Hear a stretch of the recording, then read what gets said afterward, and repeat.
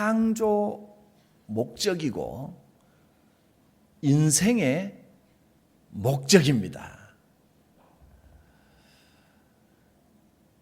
그런데 인간이 하나님을 인정하지 않고 자꾸 하나님을 떠나서 살려고 하니까 하나님이 계획하신 모든 아름다운 것들을 다 잃어버리고 원치 않는 아주 또 좋지 않은 것들이 자꾸 생겨나는 겁니다.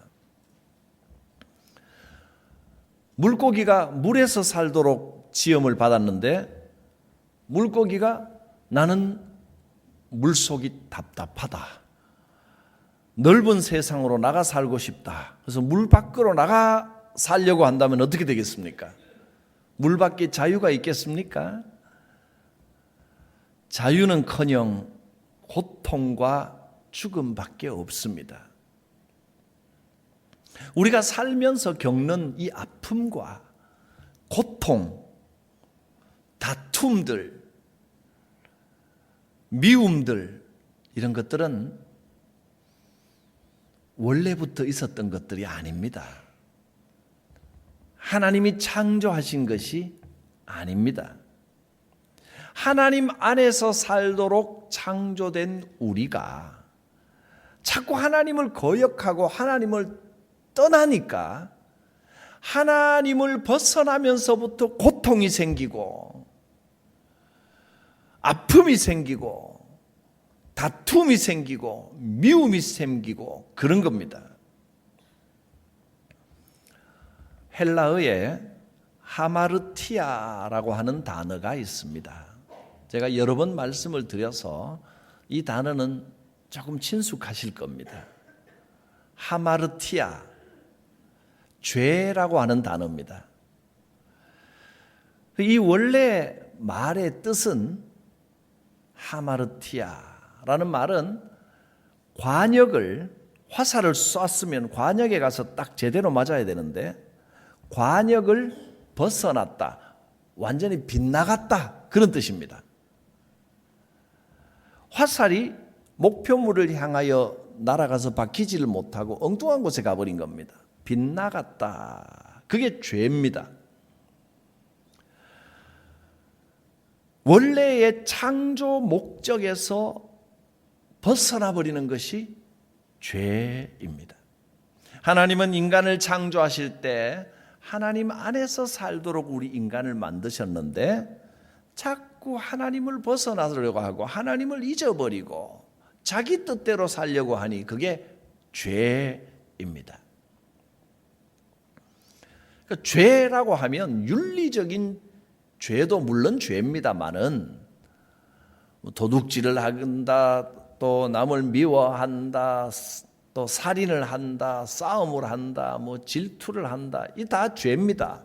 근데 그거는 사실은 죄의 원천이 아니고 죄의 원천에서부터 생겨난 죄의 열매들일 뿐입니다. 더 깊은 죄의 뿌리는 따로 있는 겁니다. 이 죄의 뿌리를 제거해야 되는데 뿌리를 제거하지 않으니까 이파리만 뜯어내도 또 생기고 뜯어내도 또 생기고 그런 겁니다. 죄의 뿌리는 뭡니까? 마땅히 섬겨야 할 하나님을 자꾸 잊어버리는 것. 그게 죄의 뿌리입니다. 하나님을 외면한 사람들에게는 결국 악한 열매들이 열릴 수밖에 없습니다. 하나님을 섬긴다고 하면서도 자꾸 하나님 잊어버리면 자꾸 죄의 열매들이 열리는 겁니다. 이 세상의 아픔과 고통과 슬픔과 죽음과 이별, 원치 않는 것들이 자꾸 생겨나는 이유는 우리가 하나님께 대하여 죄를 지었기 때문에, 즉 하나님을 떠나기 때문입니다. 하나님을 자꾸 잊어버리기 때문에 이런 좋지 않은 것들이 자꾸 생겨나고 하나님을 떠난 죄 때문에 이 땅의 삶이 끝난 후에는 영생을 누리지 못하고 하나님의 심판을 받아서 영원한 지옥의 형벌을 받을 수밖에 없습니다. 지옥이 어떻게 생겼습니까? 라고 묻는 분이 있는데 저한테 묻지 마세요. 저는 지옥에 대해서는 관심도 없고 잘 몰라요. 내가 뭐 갈 때라야 관심을 가지지 나하고 아무 상관없는 데인데요. 웬만하면 관심 안 가지셔도 됩니다. 근데 분명한 건 이제 성경에서는 지옥을 명확하게 어떻다고 말한 게 아니고 예수님은 불의 이미지로 가르쳐 주셨습니다. 지옥은 불과 같다. 모든 것을 소멸하고 태워버리고 고통이 있고 허무가 있고 그런 겁니다. 근데 그것이 정확하게 어떤 걸 의미하는지는 알 길이 없습니다. 근데 성경이 가르쳐 주는 만큼 분명한 것은 지옥의 이미지는 불입니다. 분명한 것은 거기는 어떤 형태인지는 몰라도 허무와 고통과 아픔과 그런 형벌이 있다는 것은 틀림없는 것 같습니다. 그럼 우리가 어떻게 해야 이 영원한 형벌을 피하겠습니까? 어떻게 해야 되겠습니까? 사도행전 16장에 보면 바울과 실라가 빌립보 감옥에 갇혔다가 거기서 찬송을 하고 기도를 하고 하니까 옥문이 열렸습니다. 그랬더니 옥을 지키던 간수가 큰일 났다, 죄수가 탈출했다 그러고 자살하려고 했는데 바울과 실라가 말렸습니다. 그리고 그들을 살려주고 그들에게 은혜를 베푸니까 간수가 이제 아주 중요한 질문을 하나 바울에게 합니다.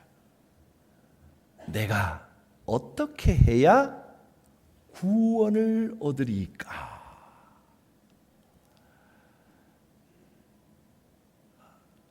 내가 어떻게 해야 구원을 얻으리까? 아주 단순하지만 핵심적인 질문입니다.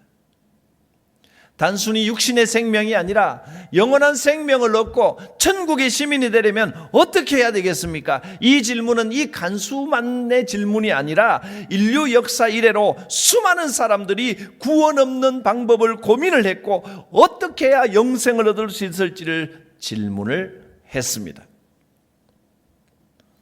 오늘 이 1월 달 중에 여러분이 다 알고 있는 것 같지만 다 알고 있습니다.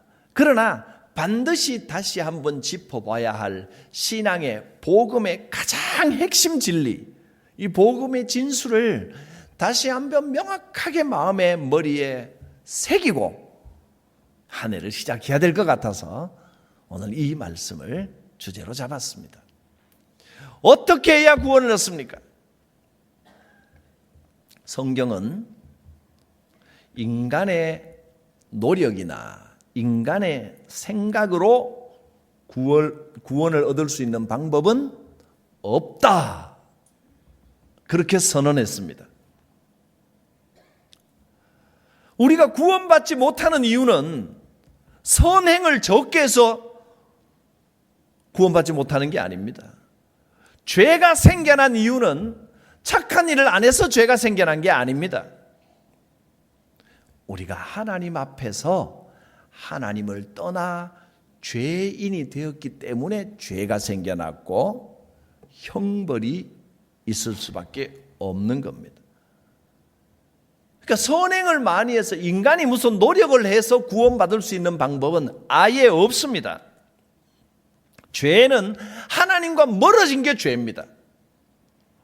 노력 안 하는 게 죄가 아니고 아무리 노력을 해도 하나님과 멀어진 상태에서 하는 노력은 다 허무한 노력이고 오히려 그것이 하나님께 도전하는 바벨탑이 되고 아담과 하와가 처음 하나님과 멀어진 게 노력을 안 해서가 아닙니다. 잘못된 노력을 하니까 그렇습니다. 내가 선악을 알게 하는 나무의 열매를 따먹고 눈이 밝아져 내 스스로 선한 일을 좋은 일을 한번 해보겠다. 이게 인류의 죄의 시작입니다.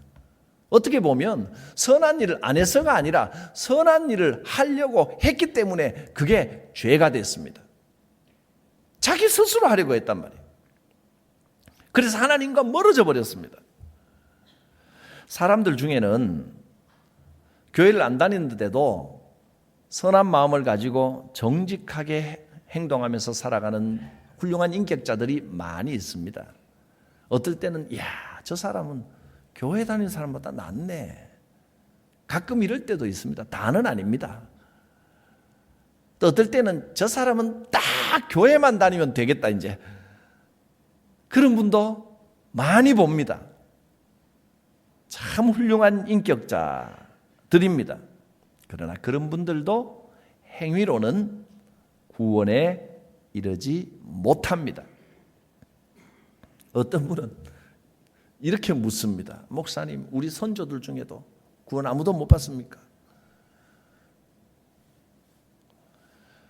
당장 내 양들을 보살피기도 바쁜데 선조들까지 다 생각하라니 참 힘듭니다. 세종대왕도 구원 못 받았나요? 이순신 장군도 구원 못 받았나요? 그렇게 나라를 위해 충성하고 돌아가셨는데 저는 세종대왕이나 이순신 장군하고 개인적으로 친한 바가 없습니다. 그래서 다 알 수가 없습니다. 어떻게 그분들이 이야기하는 바는 어떤 완벽한 인간상을 하나 상정을 해놓고 그렇다면이라고 말하고 싶은 거겠죠. 그런데 성경이 말하기는 그런 인간은 없다 그랬습니다. 왜냐하면 최고의 야구 선수도요, 사할 때를 넘기기가 하늘의 별 따기입니다. 보통 3할 때 타율을 치면 좋은 선수라고 하고요. 요즘 가끔 4할 때를 치는 괴물 같은 선수들이 보이는데 그게 계속해서 그렇게 할 수는 없습니다. 제가 알기로 인류 역사상 5할 때를 친 타자는 없었다고, 존재하지 않는다고 제가 아는 상식으로는 그렇습니다. 그러니까 인간은 절반도 못하는 거예요. 최고로 잘해야 반도 못하는데 큰 모래도 물에 가라앉지만 작은 모래 한 개도 물에 가라앉습니다. 물에 가라앉는 건 똑같습니다. 교도소에 가보면 그 많은 죄수들 가운데 이 세상 모든 죄를 다 짓고 들어온 죄인은 하나도 없습니다. 9,999개를 잘해도 죄 한 개를, 심각한 죄를 지으면 그냥 감옥에 갇히는 겁니다. 죄는 죄입니다. 아무리 작은 죄를 지었어도 하나님 앞에서는 죄인입니다. 거룩하신 하나님 앞에 서서는 더 죄인 덜 죄인이 없습니다. 아무리 훌륭하다고 해도, 내가 선행을 많이 했다고 해도 비교적 남보다 좀 낫다는 것이지 죄인이 아니라는 뜻이 아닙니다. 그래서 로마서 3장 11절에 보면 의인은 없나니 하나도 없다. 로마서 3장 23절에는 모든 사람이 죄를 범하였음에 하나님의 영광에 이르지 못하더니, 또 로마서 6장 24절에는 죄의 값은 사망이라. 맑고 깨끗한 물에 잉크가, 까만 잉크 한 방울만 떨어져도 물은 흐리게 됩니다. 아무리 선행을 많이 하고 사람들 보고 깨끗한 사람이라는 소리를 들어도 남들보다 조금 더 낫다는 이야기지 완벽한 선인이라는, 죄 없는 사람이라는 뜻은 아닙니다. 이미 하나님을 의지하지 않는 자체가 이미 죄 중에 가장 큰 죄이기 때문입니다. 모든 인간은 하나님 앞에서 사형 판결을 받은 것과 같습니다. 에베소서 2장 1절에 보면 인간은 허물과 죄로 죽은 인간이라 그랬습니다. 죄의 값은 사망이라. 이미 사형 판결을 받은 겁니다. 우리는 죽을 수밖에 없는 존재들, 영원한 형벌을 피할 수 없는 존재들입니다. 그러면 어떻게 해야 구원을 얻습니까? 이제 이 질문에 답을 해보겠습니다. 허물과 죄로 하나님의 심판을 피할 수 없는 우리가 어떻게 해야 구원을 얻을 수 있습니까? 사도행전 16장에 바울이 그 간수의 질문에 정확하게 대답을 합니다. 주 예수를 믿으라. 그리하면 너와 내 집이 구원을 얻으리라. 너뿐만 아니라 당신뿐만 아니라 누구라도 예수를 믿으면, 예수를 주로 믿으면 구원을 얻게 됩니다. 예수를 믿는 것이, 예수님을 나의 주인으로 믿는 것이 구원의 길이고 영생의 길입니다. 우리의 선행, 우리의 고행 이런 걸로는 결코 죄를 씻을 수 없습니다. 그래서 하나님께서는 자기 아들을 우리에게 주셨습니다. 아들이라고 표현된 삼위일체 하나님 성자 예수님은 하나님 자신과 같습니다. 하나님께서 인간의 모습으로, 예수 그리스도의 모습으로 하늘 보좌를 버리시고 이 땅에 오셔서 기꺼이 저주받는 십자가를 지셨습니다. 십자가, 그 나무에 달렸다는 것은 단순히 육체의 아픔을 겪었다는 뜻이 아닙니다. 완전한 저주 가운데 처했다는 겁니다. 나무는 저주를 상징합니다. 그 저주받은 상태에 처하시고 본인이 우리의 모든 죄를 다 짊어지시고 저주받아 죽으심으로 내 대신 벌을 다 받으신 겁니다.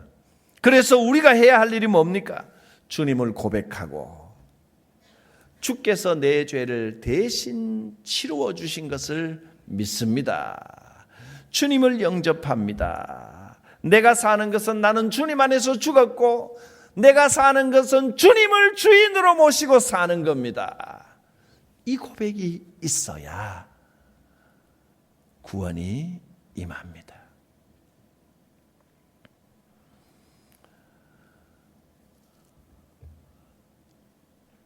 시편 32편에는 허물의 사함을 얻고 그 죄가 가리움을 받은 자는 복이 있도다.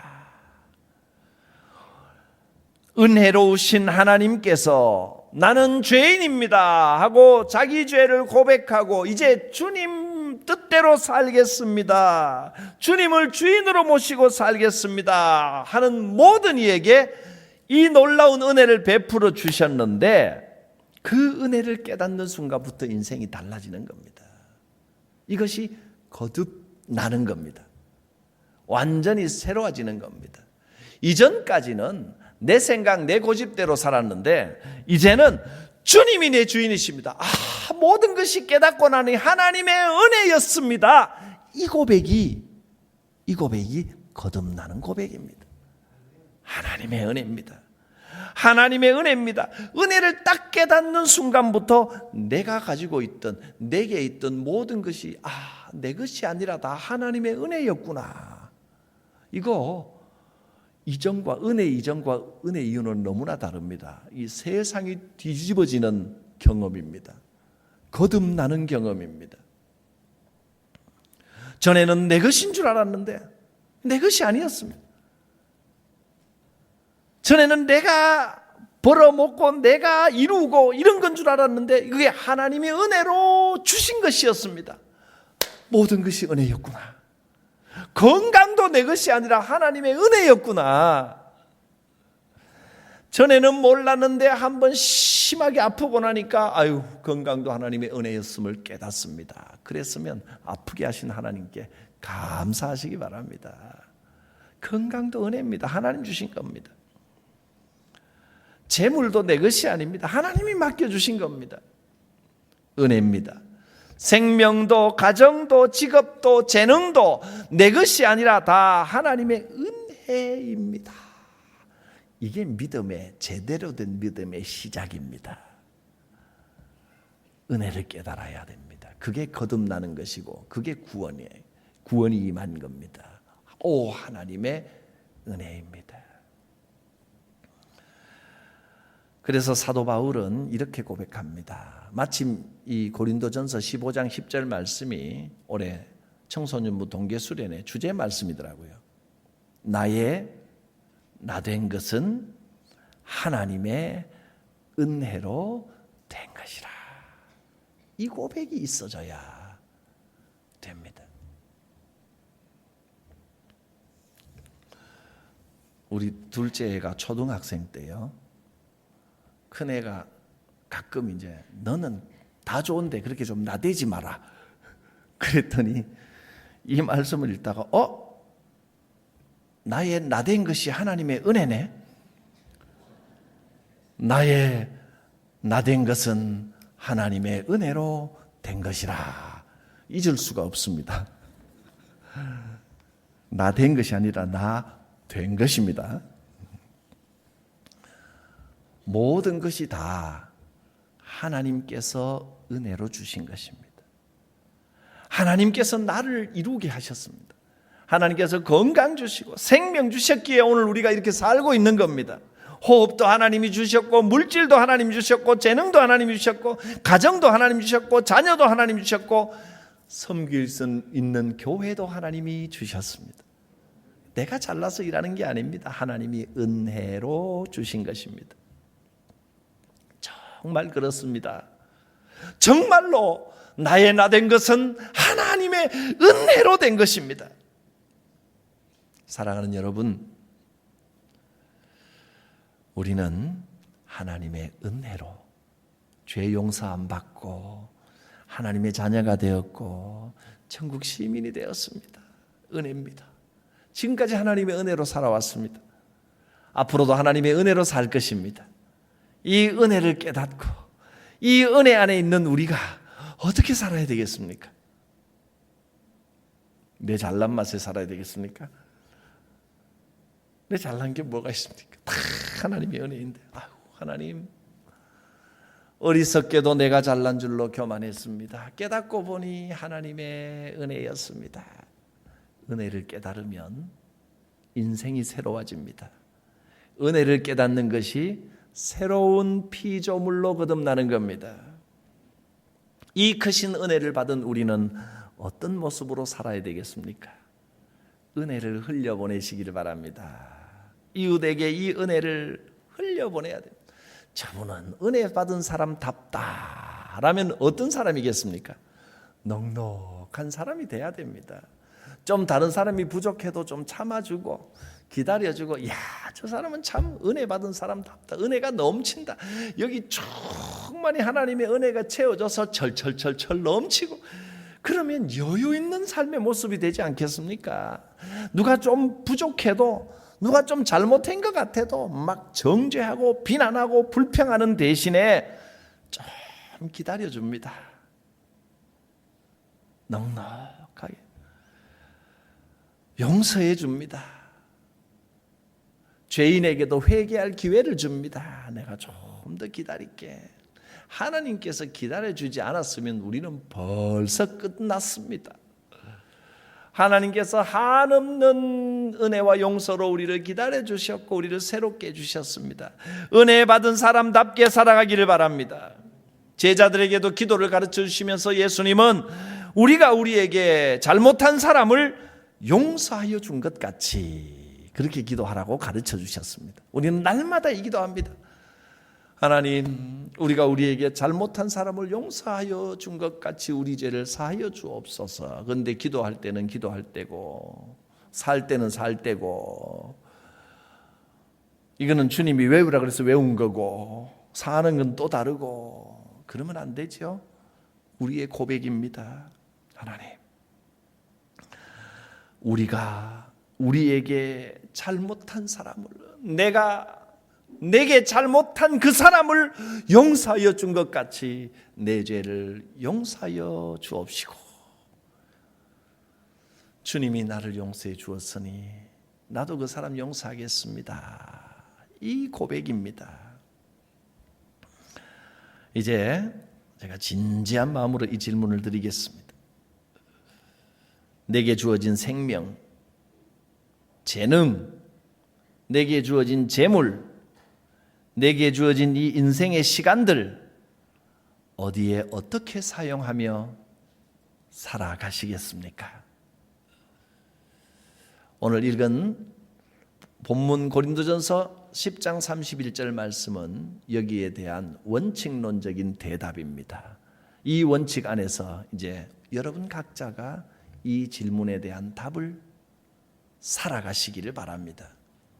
그런즉 너희가 먹든지 마시든지 무엇을 하든지 다 하나님의 영광을 위하여 하라. 기도하겠습니다. 오 하나님, 지옥에 떨어져야 마땅한 나를 구원하여 주셨습니다. 생명 주시고 영원한 천국의 소망 주시고 건강 주시고 가정도 주시고 직장과 가게와 사업과 재물을 주시고 섬기고 봉사할 수 있는 교회를 주시고 충성되이 여겨 직분을 맡겨주신 하나님 감사합니다. 하나님께 영광 돌리는 삶을 살게 하여 주옵소서. 예수님의 이름으로 기도하옵나이다.